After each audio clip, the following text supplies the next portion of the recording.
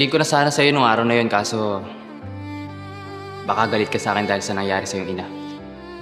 Bakit niya sa akin nagawa yun?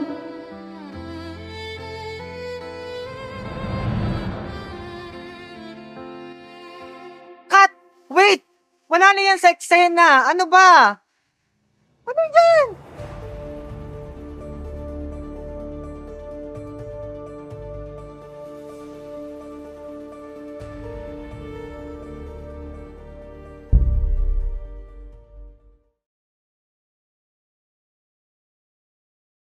Kaya noon pa man, wala na talaga ako tiwala kay Steven. Nagpapasalamat pala ako sa'yo, Danilo. Dahil sa kabila ng ginawa ko sa'yo, mas pinili mo pa rin akong tulungan na malaman ng totoo. Walang ano man. Humihingi din ako ng sorry dahil sa nangyari sa iyong ina.